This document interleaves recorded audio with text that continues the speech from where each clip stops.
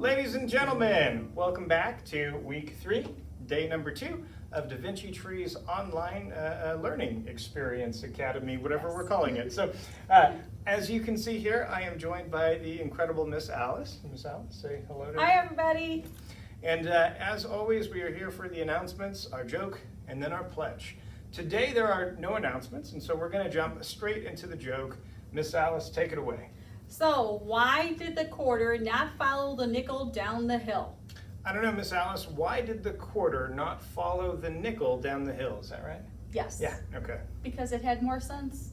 Ah, because it had more sense. Get it? You get it? A Okay. quarter's worth 25 and a nickel's worth 5, so yeah. That's super cute. Okay. All right, so let's jump right into our pledge. Everybody stand at attention. Place your right hand over your heart. And Miss Alice, take it away. I pledge allegiance to the flag of the United States of America and to the republic for which it stands, one nation, under God, indivisible, with liberty and justice for all.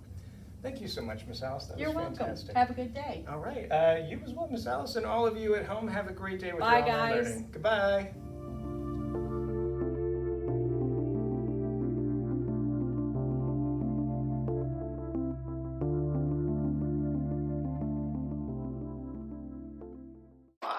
Let's change this. Is that better? No. Yeah? Yeah.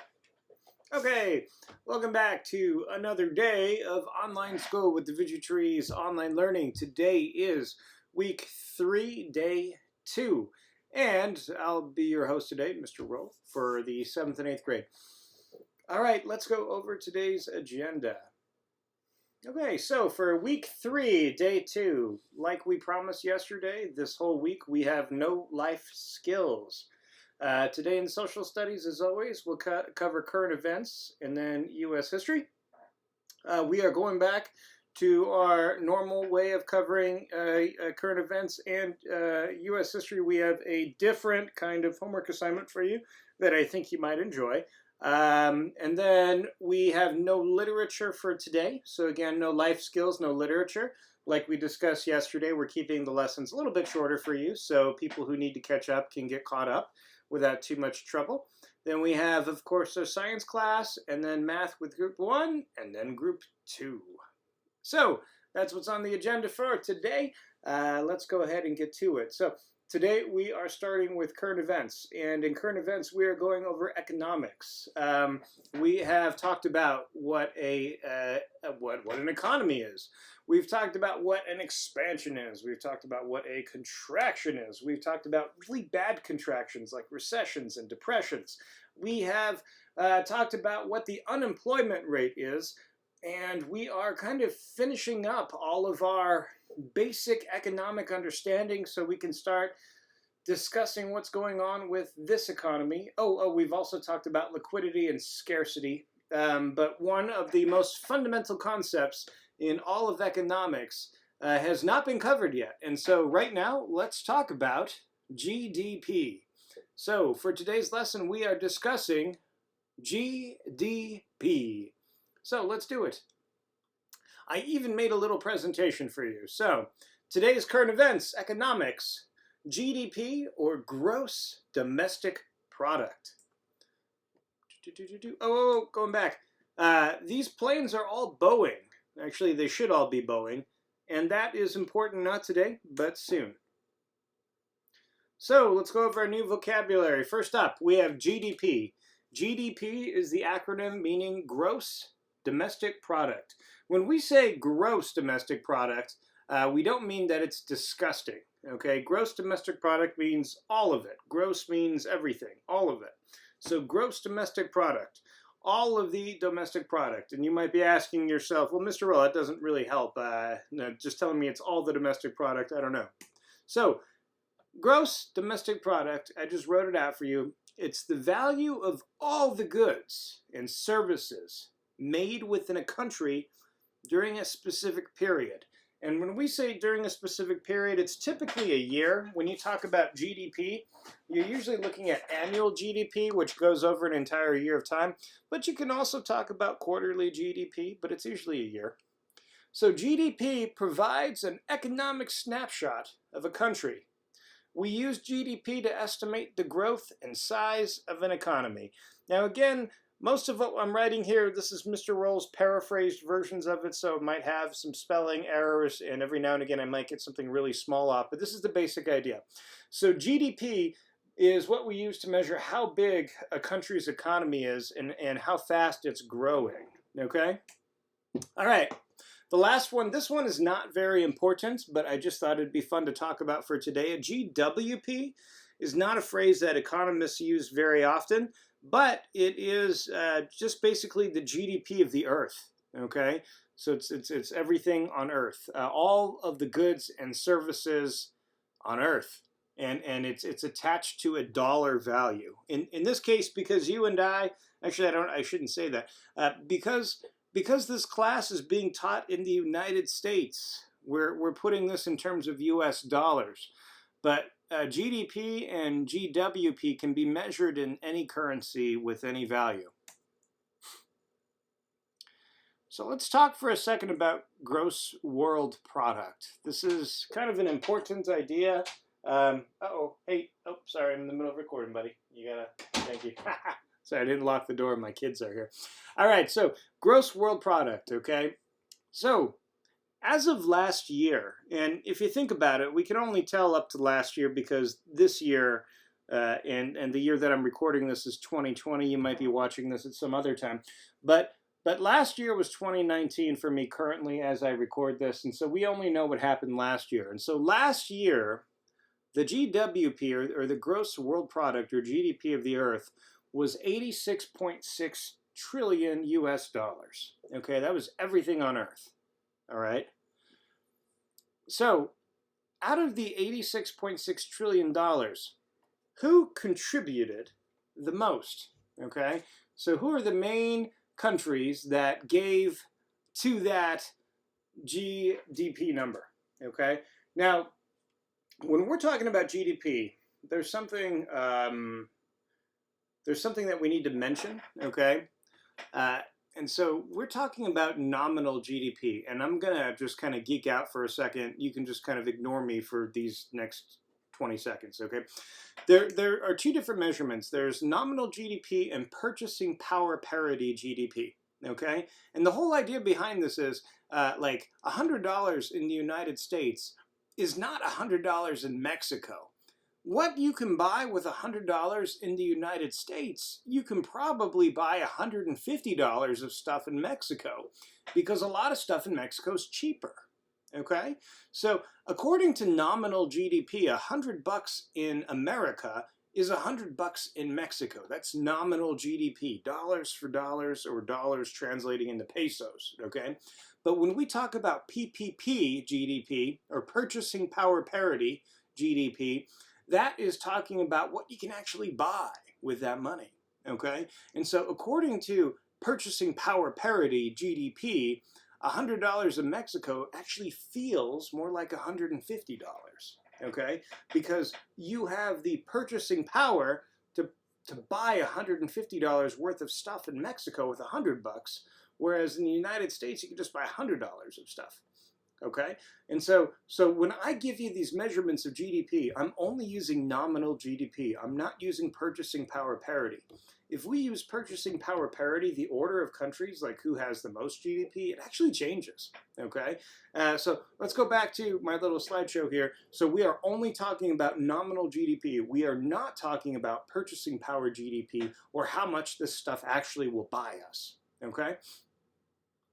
All right, back to the little show here, and you just saw the rest of my slides, or the rest of my text, that's okay.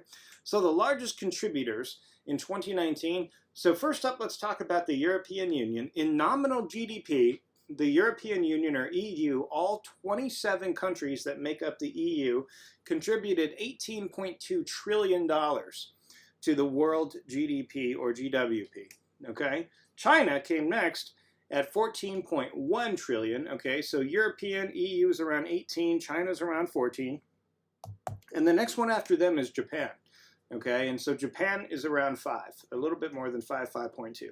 Okay, so what is the United States? If the EU, all 27 countries combined, like Voltron, gets us to 18 trillion. China's 14 trillion, Japan's 5 trillion. Well, the United States last year was 21 trillion, almost 21 and a half. Okay, so the United States is more, has more GDP, okay, more production of services and goods than all 27 European countries combined. Okay, the United States has more, pretty much the United States has more services and goods than China and Japan combined. So the United States is awful big in terms of what we produce, the services and the goods.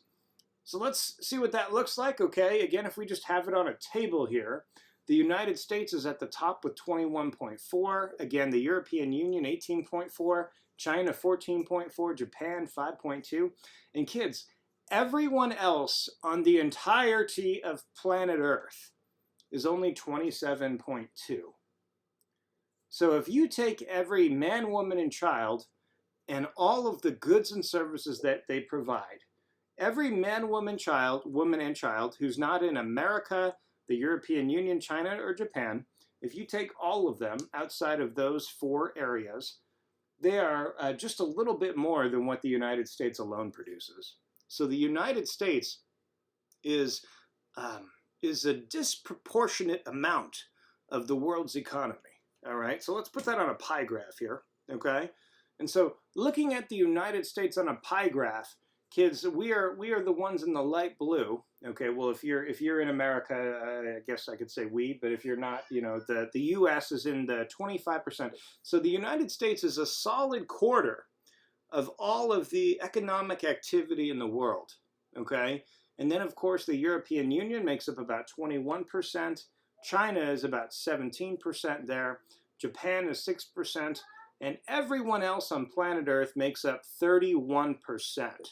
Okay, so if you combine the United States, the European Union, and China, okay, and I guess you could throw Japan in there too, right? If you combine all of those, I guess those 4, I shouldn't say countries because the European Union is a region, not a country, but if you combine all 4 of these places, let's say, okay, you have 2/3 of the entire world. Okay, so 2/3 of the entire world's economy is made up with those 4 places. All right. Now, if we look at purchasing power parity for a second, if we actually look at what that money can buy for us, the European Union is even bigger than the United States. In purchasing power parity terms, the European Union's GDP looks more like 22 or 23 trillion against America's 21 and a half. Okay, but that is the GDP of the entire Earth. So in the future, when we talk about China and the United States, China and the US are the 2 biggest countries because the European Union, like we just said, is 27 countries that kind of combine together. So China and America are the 2 biggest economies in the world. And when we talk about China and America having a slowdown, that affects the rest of the planet because China and America combined make up more than 1/3 of the world's GDP. It's huge. Okay, and so it's just important to understand the scale of things and which countries and regions are incredibly important and why. And so tying this back to current events, okay, so China was shut down pretty much completely back in like December and January-ish, right, from COVID-19. And so that 14 or 16% of the world's economy was completely shut down for those 2 months, okay? Right now, the United States and the European Union and Japan are completely shut down, okay? And so right there, that's half the world. So half the world is completely shut down on lockdown right now. And so when half the world is not at work making the dolls or the toys or providing the services like hotel stays and getting you a smoothie at the smoothie bar, when half the world isn't doing what they do, that really contracts the economy, all right? And so right now, the world economy is experiencing an extreme contraction that we haven't seen in modern times because half of the earth is under lockdown right now. Half of the earth's economy isn't happening the way it normally is supposed to happen. And so, again, just looking back at the charts here to understand, China is starting to reboot. Okay, China is getting going again, and so this sliver, oh, it's 17%, I'm sorry. So this 17% of the world's economy is getting going again. But the European Union, this 21%, America, this 25%, and Japan, this 6%, all three of these slices are all still on lockdown. Again, over half of the world is still completely locked down. And so kids, that's why we are in an economic contraction, and that is why we are most likely in a recession right now in the year 2020, okay? All right, so that's it for current events. I gotta warn everybody, just give you all a heads up. Tomorrow, you will have your first graded assignment if you're in my class on current events. We're gonna be asking you for definitions. Now, current events are it's the first class that we do every day right after life skills on some days.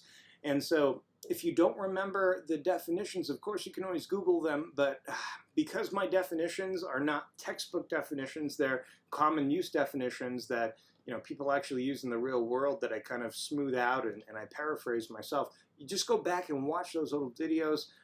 Half the time I'm writing it on a marker board. Right now I'm stuck at home. I'm not supposed to go to the school for any extended period of time because I guess, I have a baby and babies are at high risk, and so I don't want to bring anything back home that's bad for them, so I can't go there. So for the time being, I'm going to be writing it out on the iPad or putting it on the screen like I did over here. All right, so go back and watch the videos. They're all there, so you'll be able to do all that, but that's coming tomorrow, okay?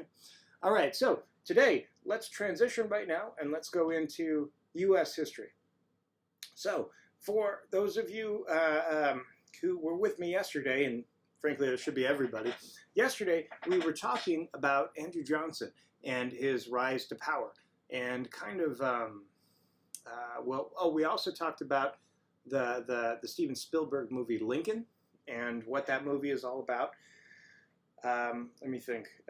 So we talked about that movie in the beginning, and then we started talking about Andrew Johnson. And so we left off talking about Johnson. And so today, I'm not going to be talking to you a whole lot about Johnson. I am going to be assigning you,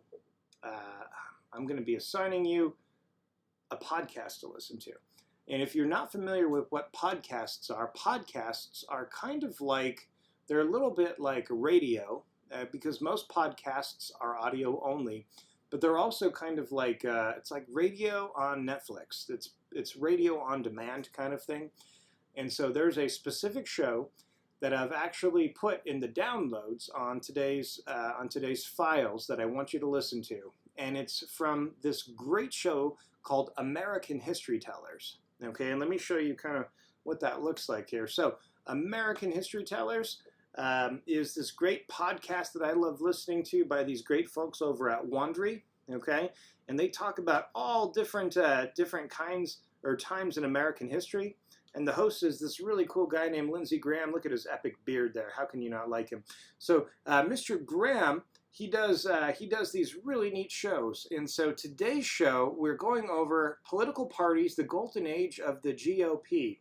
So for those of you who don't know, GOP stands for Grand Old Party. GOP stands for Grand Old Party, which is the kind of like the what's the right way to say it? It's like the pseudonym for the Republican Party. So if you know, Lincoln was the first Republican, okay, and like we talked about yesterday, Andrew Johnson was a Democrat. But after Andrew Johnson, after he got kicked out of office, it started what we call the golden age of republicanism, or the golden age of the GOP. And so Andrew Johnson was the last Democrat to get elected until all the way up until Wilson, okay, in World War I. So it went like Civil War, and we had a Democrat right after the Civil War, and then it wasn't all the way until World War I that we had another one. And so for that whole long span of time, it was all Republicans, okay? And so this show talks about how the era of republicanism began, frankly, because of how bad Johnson was, okay? And so your homework today is to listen to that podcast, and you don't have to listen to the whole thing. I said yesterday that you had an hour of homework, but I was wrong. you only have to listen to like the first 15 minutes, okay? So listen to the first 15 minutes, because after the first 15 minutes, it starts getting into other presidents, and we are not focused on other presidents right now. We are only focused on Andrew Johnson, okay? After you listen to the part on Andrew Johnson, there is a quiz. Your quiz is only one question, and I want you to email the answer to this question to Mr. Barbero and to myself. I'll put the email links below. But the question is, let me see if I can remember this correctly. I don't want to give away the answer. The Republicans realized that the blank Johnson was the real Johnson. Okay? The Republicans realized that the blank Johnson was the real Johnson. So you have to fill in that blank, okay? So you have to email Mr. Barbera and myself. In the email subject, you can just say Social Studies Week 3, Day 2, and tell us what the answer to that is. I wanted to make the quiz something that you'd have to listen to the thing for, and you can't just Google the answer for that. But the Republicans realized that the blank Johnson was the real Johnson. So fill in the blank after you listen to the podcast, and that is your homework for the day. Now it's time for science, which was recorded at a different time, so I'm going to go ahead and pass you on to that. Thank you.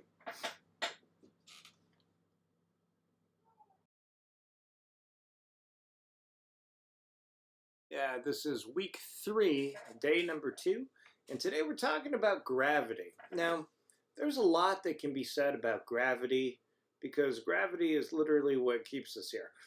But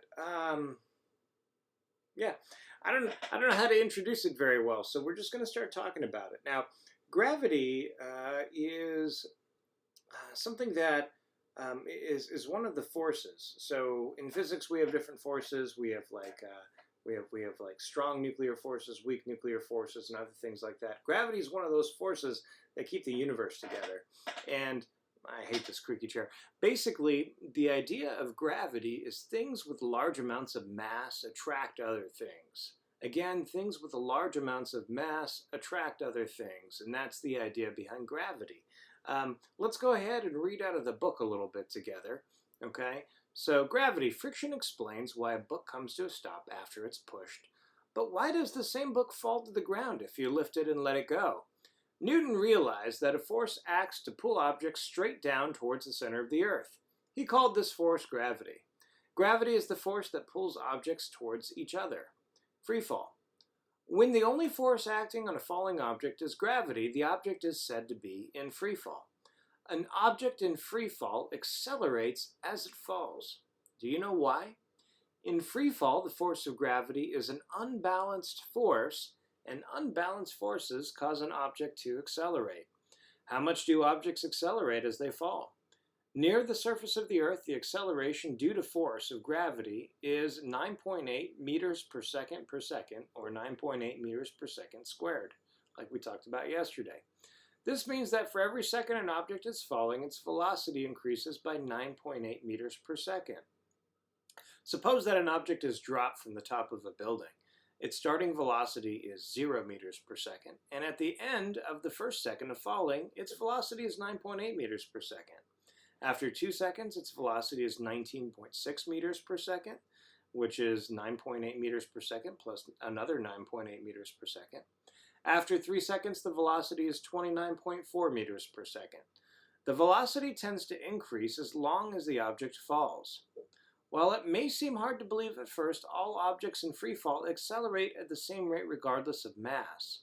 Okay? So, what this means right here, kids, they all accelerate at the same rate regardless of mass, is that something that's very big and heavy and something that's very light and not heavy would both fall and accelerate at the same speed. So in other words, if you had like a 20-pound bowling ball, okay, and if you had something very small, like if you had I don't know, like a tiny marble, okay, and you drop them both, they would both accelerate and fall at the same rate, minus wind resistance, okay? Oh, I got a Zillow thing. I forgot to turn off my email. All right. Anyway, while it may seem hard to believe at first, all objects in free fall accelerate at the same rate regardless of mass. So guys, you need to remember that. If you do not believe that the rates are the same, look at the two balls in figure 11A. Okay, so here's 11A. Two balls with different masses are dropped to the ground. In a vacuum, they would fall at exactly the same rate. Again, it's in a vacuum because wind resistance would actually act upon them. Okay, you know, in everyday normal life here on Earth. So it had to be in a vacuum. A special device is used to drop one ball vertically and throw another ball horizontally at the same time. Okay, so here we go. So here you see the big the big blue ball and the small green ball, they both fall at the same rate with this high-speed camera filming them, okay? And this other one, a special device is used to drop one ball vertically, so this one just goes straight down, and another ball horizontally at the same time, okay? So there they are, there they are, there they are, and so you can see over time how they differ, okay? Projectile motion is what this one is, okay? This B example here. Rather than dropping a ball straight down, what happens if you throw it horizontally? An object that is thrown is called a projectile. Okay, so if you throw it, it's a projectile. If you drop it, it's in free fall. Will a projectile land on the ground at the same time as an object drops straight down? An object that is simply dropped and one that is thrown horizontally are both in free fall.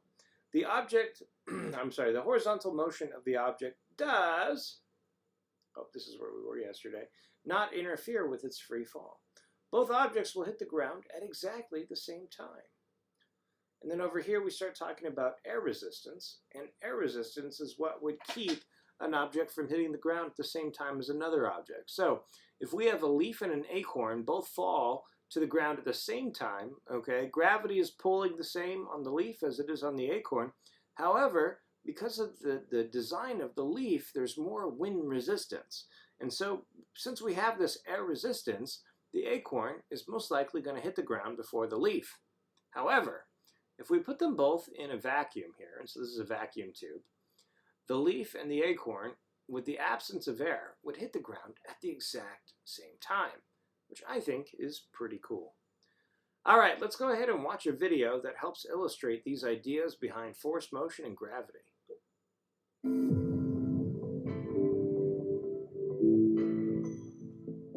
You have just thrown a ball and it's travelling upwards. Neglecting air resistance, what force or forces are acting on the ball? A. The upward force from your hand. B. The downward force of gravity. Or C. Both of these. The answer is just the downward force of gravity, which gradually slows the ball, stops it, then brings it back down, making it fall faster and faster. Without gravity and air resistance, the ball would just go on travelling in the direction of your throw. Yes, the ball thrown up in the air comes back. Jump, and you're pulled back to the ground by gravity. Without the gravitational force, there would be no moons orbiting planets, no planets orbiting stars, and no stars held in galaxies. It's something we discover as babies, and we take it for granted. Famously, the concept of gravity was first proposed by Isaac Newton in the 1680s in his book Principia, which contained the universal law of gravitation. As the legend goes, he was sitting under an apple tree when an apple fell on his head, and he began wondering, what pulled it to the ground?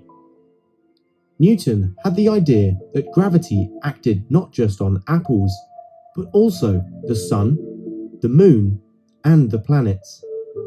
The force increases as either or both of the masses m1 and m2 increase and drops off by the square of the distance r between them.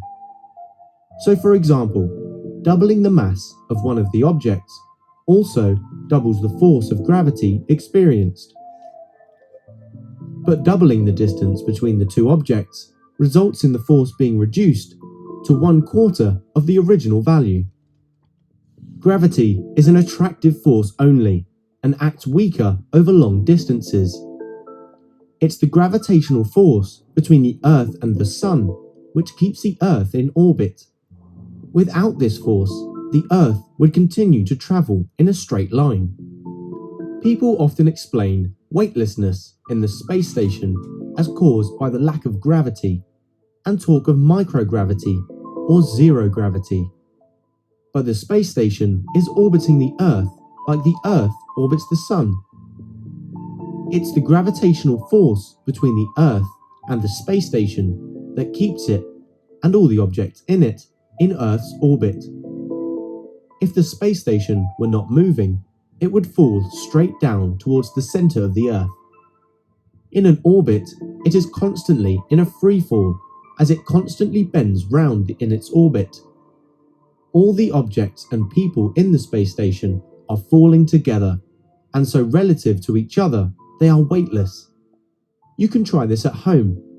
Put a feather on a coin in a transparent large plastic sweet jar and throw it upwards. The coin and the feather appear to float weightlessly inside the jar. This is just like the objects and people in the space station. It's only when you oppose gravity by holding the jar in your hand that the feather and the coin seem to have weight and settle to the bottom. We are weightless when we free fall, but gravity is acting all the time. It's not micro or zero gravity. On Earth, we think of gravity as being a constant. This is because the mass of an object and that of the planet beneath us is constant, and any change in distance between an object and the center of the Earth is negligible. But the gravitational force isn't limited to huge objects like planets. There is an attractive gravitational force between any two objects. But with everyday objects, the force is far too small to notice. However, if these two were in outer space, far from any stars, and 10 meters apart, they would experience this tiny gravitational force that would cause them to accelerate towards each other. But it would take nearly 2 weeks before they collided. Albert Einstein's theory of general relativity was published in 1915. In it, he proposed that massive objects cause a distortion in space-time, which is felt as gravity. But this story is for another day. Oops. All right, let's talk about that distortion that they mentioned. So right here we have a table. It's actually like a giant hula hoop, and we have a cloth surface on the top, and there's a very heavy ball in the middle there, and it's causing the cloth surface to dip. And all of these other marbles that are spinning around on the cloth surface are slowly coming in towards the dip in the middle. This is a visualization of gravity. The dip in the middle could represent something like a sun or a star, and all of these little marbles on the outside could represent planets. And the gravity from the star keeps all the little planets circling around towards it. Now, the gravity from the little marbles also have an effect, but that effect is so small when compared to the very heavy star at the center that their own gravity it doesn't get canceled out, but it becomes negligible in comparison. Okay? It's kind of like if you are outside in the sun, it's hard to read your phone screen, but when you're inside in a room and the lights are turned off, the screen is almost so bright it hurts your eyes. It's when you're outside in the sun is so bright that it kind of makes your screen negligible. Whereas when that's all you have, it's really bright. And so the same thing with those little spinning planets over there, okay? These little marbles over here, they do have gravity, and it's quite a bit. But when compared to the star in the middle there, it's a lot less. So that's it for gravity today. I hope that kind of made you think a little bit about gravity and how it holds us all to the Earth, and it keeps everything around us spinning in motion, not the least of which our moon, our planet, our galaxy. And that's it for today's lesson. Just a reminder, we will be doing these same lessons on Khan Academy later on, so don't just skip this part of the video. Thank you.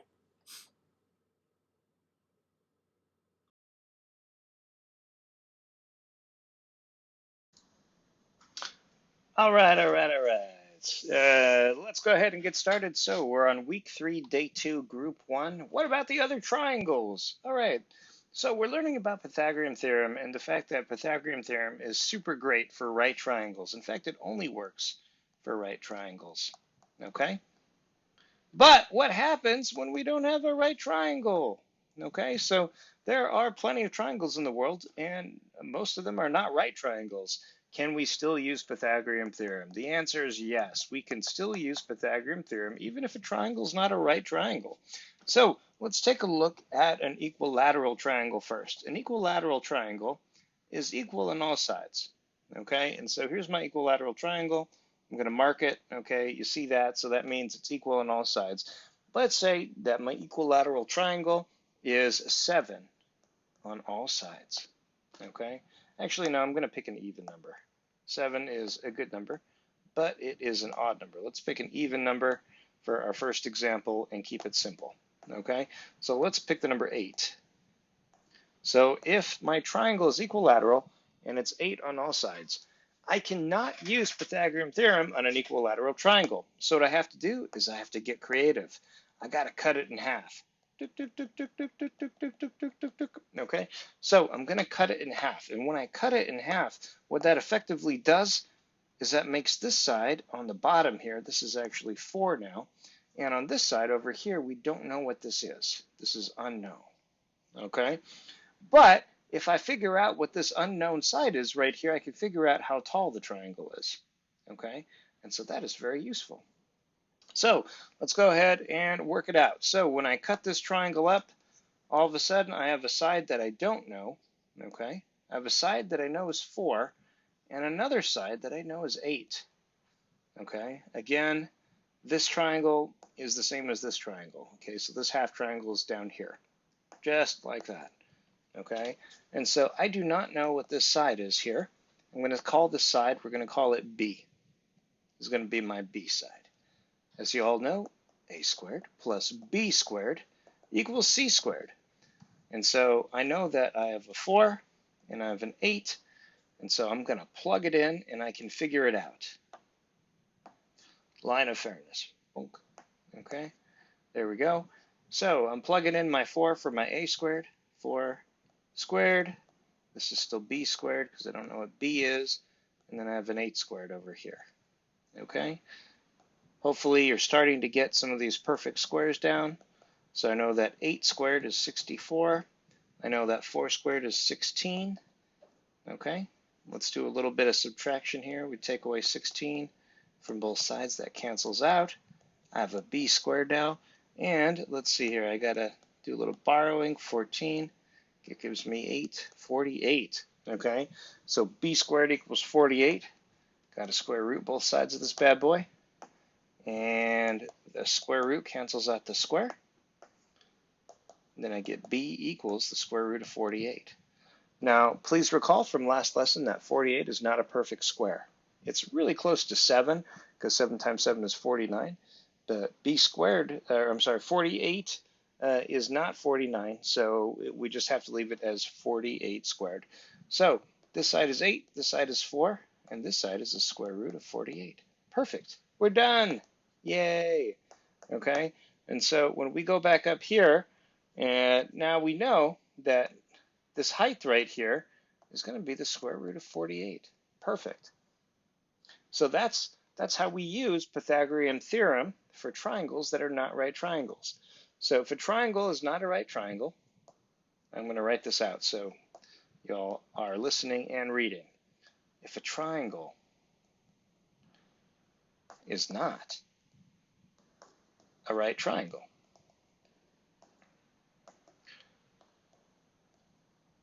we can still use it. We can still use Pythagorean theorem. We just have to cut the triangle up.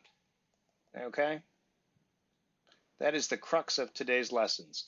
If a triangle is not a right triangle, we can still use Pythagorean theorem.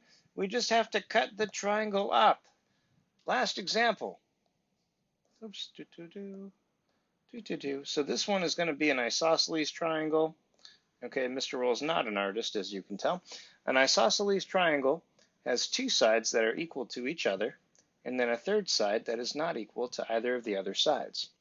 All right, so let's say, for the sake of this example, that the two equal sides both equal 13, and that the bottom end equals 10. Again, I can still use Pythagorean theorem. All I got to do, cut this thing in half right down the middle. Okay, and now this triangle, if I redraw it down here, let's see, so I have this. Now over here, we don't know what this is, and we know that this side, from here to here, is going to be 5, because 5 is half of 10. So let's go ahead and rewrite the dimensions down here. So I get 13 there and 5 there. Again, a squared plus b squared equals c squared. The one theorem that you should remember forever. Actually, you should remember more than just that forever. Okay, and I'm going to label this. Okay, on this one, I'll label that as my a. All right. So we have a squared, which stays a squared, plus b squared, which is going to be 5 squared, equals c squared. Now, again, remember, I know I keep saying this, but we have the right angle, and then across from the right angle is the hypotenuse. And so c squared is going to be 13 squared, just like so. All right. Then we just take it to the next step. Still have a squared over here, plus 25 equals 169. We subtract 25 from both of our sides here. That cancels out, so we're just left with a squared on this side. Whoops. And then on this side here, let's do this here. Okay, 9 take away 5 equals 4. 6 take away 2 equals 4, equals 144. And then I have to go ahead and square root both sides. Okay, the square and the square root, they cancel each other out, so I'm left with an a. Ooh, look at this. 144 is a perfect square. The square root of 144 is 12. So a equals 12. So this a right here is 12. So now I know that this triangle up here, the height of this triangle is 12. Okay? So this isosceles triangle has a height of 12, and I figured that out using Pythagorean theorem. All right, ladies and gentlemen, that is it for our Pythagorean theorem lesson for today. Again, it's a little bit of a review, but maybe not for some of you because you might not have ever thought of this. Again, Pythagorean theorem can be used on any triangle that you can cut into pieces and create right triangles out of to find different measurements and whatnot. But again, oops, that's all the way back to day one. That is the lesson for today, and we have 3 more Khan Academy assignments for you to do for tonight's homework. And in fact, I think the second one talks a little bit about this. So hopefully that helps you to prepare.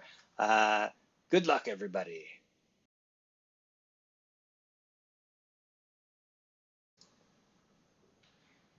All right, it looks like we're moving here. So today is week 3. The week is week 3. The day is day 2, and we're working at group 2. So group 2, indeed, while I was filming your lesson yesterday, I realized that I may have forgotten to give you some homework assignments, and that was true. I did. So we posted those yesterday. Again, I think I've explained this a couple times before. Doing systems of equations is really crucial.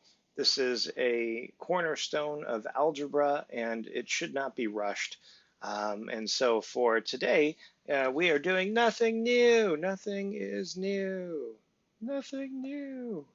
Tomorrow we have some new content. We're going tomorrow. So tomorrow we're doing, wait, is it this? Oh no, that's not it. Okay, I forget how do you say it. Well, let's say mañana. Okay, mañana. Okay, we are doing special systems of equations. Okay, special systems. but today we are just reviewing normal systems, okay? So today we are going to be doing normal systems of equations, and you have a bunch of them. There are no answers on this one because I actually want to see if you can get them correct. So there's a PDF on today's entry, and so you need to download the PDF, and I need you to solve them. It will take you a while, okay? I would budget maybe an hour and a half or 2 hours for this assignment. If you can finish this assignment in less than an hour, you are a whiz, okay? So again, this assignment will take time. It's meant to take time. Take the time, do the assignment, group 2. It's the only way to learn is to repeat and do it over and over again. I promise you that after you do this a couple times, or I guess many times, if you can learn how to do this and you remember how to do it, it will stick with you for the rest of your life, and it will benefit you not only in math class, but like in everyday things when you're an old and boring person like Mr. Roll, okay? All right, so ladies and gentlemen, let's get to it. Go ahead and download the worksheet and get started. Thank you.